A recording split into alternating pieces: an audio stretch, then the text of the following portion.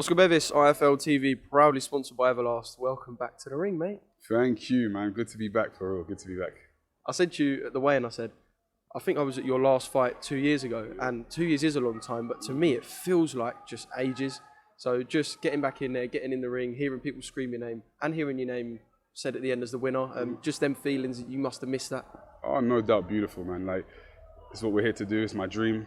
You know, I'm here to be a champion, and being out, listen, it hurt. The 2 years, a lot of negotiating, out in the cold, COVID, it's ruined a lot of people's lives, careers. I'm just very, very, very, very grateful for this opportunity, for this platform, and yeah, like it's been ages. It felt long for you, for me, yeah, it felt like a decade. I said this to Chris Jenkins yesterday, when people talk about you and when you win, you're like, the stuff on everyone's lips, and when you're not, you're just sort of a gun for hire. Yeah, you're irrelevant essentially, and that is a brutally honest truth of it. People would have been talking about George Fox and then just thought, oh, he's probably retired, giving the game in. So that's probably the tough side mentally, yeah. Go on BoxRec, it says inactive. And you're like, you're like, come on, man. I'm in the gym. I'm working hard. I'm sparring. But yeah, it's hard. It's hard. That time out, honestly, it's more the mental side. And even listen, I wear my heart on my sleeve. I'm an honest person. We've all got an ego, but I'm quite transparent with my feelings, my emotions, and there's a lot of anxiety as well. When you're waiting so long to fight, you start thinking, well, like, how am I going to be and all that. So very, very grateful to be back in the ring, showing my skills and showing what I can do.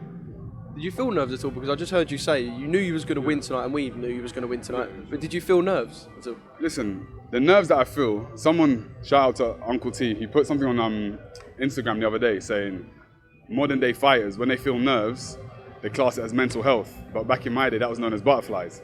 And I think, listen, that's part and parcel. Anyone will tell you, I expect a lot from myself. My sponsors expect a lot from me. My family expect a lot from me.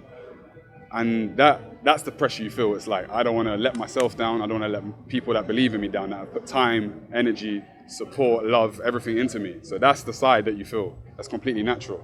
I knew I was going to win, but like anything in life, we all need reassurance. We need that momentum, that consistency. And when you've been out for so long, you do get a few doubts that creep in. So I'm very happy to be back. And hopefully now we'll be fighting regularly every couple of months, improving. So let's talk about the fight itself. The last 20 seconds, I was standing next to Frank, and when we thought you had him, everyone was on their toes going, go on, go on, go on, was all bouncing, thinking you was going to get him. I know in your head you'll be frustrated that you didn't. It was just a touch too late, when we was all begging for it. Yeah, a touch too late, man. I need to get that killer instinct more. It's no doubt. I'm a purist. Like, on it, it's so mad because a lot of people haven't seen what I can do in terms of counter punching, angles. When I'm fighting a guy that was on his bike from second one, and I'm not naturally a front foot, walk you down. I'm more of like a fluid touch. Move, sorry, I'm swaying everywhere. Set the uppercuts up, but I need to add that string to my bow. I need to learn to walk people down, apply pressure, stay tight, set my shots up, and the stoppages will come. But I would like to say it was scheduled for a 6-rounder, and we know my style. I need 6-8 to start off, chopping away, breaking people down. You would have likely stopped him if it was 6, to be honest. No doubt about it, but he was making his debut. We had a couple of pullouts, so it was scheduled for a 6, got changed to a 4, but patience, no doubt it will come. We'll be fighting regularly, like I said. And when those rounds do step up, I'll get the stoppages.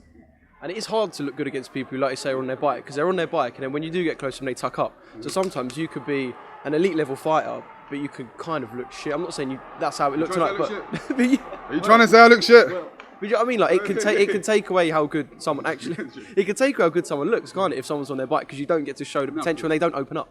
Yeah, no, 100%. No, it's hard. Like I said, I counter punch it naturally. I don't even usually lead. So he's not stylistically the perfect opponent, but look, it's up to me. I'm the boxer in there. I need to find the answers. We found the W. We got the win. I did want the stoppage, and I'm sure later down the line, I've always said this when the opposition. In my interviews that were about a decade ago, 2 years ago, I've always said, as a level step up and I get people that are more ambitious, that leave openings, I will stop people, 100%, no doubt about it.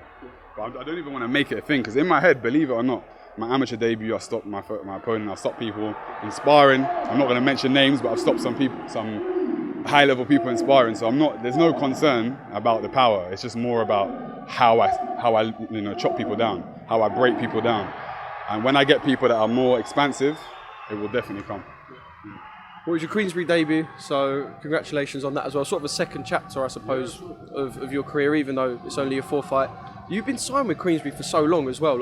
Haven't you been signed for nearly over a year? But I just think people didn't really know about it. Was the case, wasn't it? It was an undercover sort of sign. We honestly only finished the paperwork a couple months back, so 3-4 months back. So not that long, but it was in the works for a while. So yeah. Now they're going to get you nice and active as well, aren't they? Yeah, 100%. I'm, you know, they announced that they're going to have, you know, more shows as well, so I'm going to be on a lot of cards. I want to say a big thank you to Francis Warren, Frank Warren, Andy Ailing, Queensbury Promotions, everyone on the team. Thanks for the support, you know, the faith in me, and to my father, my team, my family. Onwards and upwards, and so grateful. A lot of gratitude, man, over here. So yeah. Just lastly, I'm nicking this from another interview because I heard you say this. Big D, not Daniel this time, David Adelaide. Yeah, you and him, like your pals, you see at the weigh-in yesterday having a bit of banter and that, and you were mugging me off for calling him Daniel, even though I have to say that never happened. Yeah, you and David Adelaide, I don't know. Look, there's no point beating around the bush. Me and David, we're boys, got a lot of love for each other, a lot of respect for each other, but we're signed to the same promotional label. We know how it goes. We're in the boxing game. I continue winning, he continues winning. I'm sure we'll meet one day. When we meet, my intentions are going to be to whip his ass. When he fights me, his intentions are going to be to knock me out. It's the same. That's boxing. So our paths, I'm sure we'll cross one day, and we'll both be ready. Believe me on that. So yeah. Well, congratulations. Welcome back to the ring, and yeah, it's good to see you smiling, mate. Yeah, man. Listen, life's short. So grateful for the opportunity. Like I said, a lot of people at home have had careers ruined, you know, income cut short. And for me, I'm just, like I keep saying, I'm very, very grateful for the gratitude, integrity. I'm humbled by the experience. So one step at a time, we'll keep going, and I'm looking forward to shining under Queensbury. Brilliant.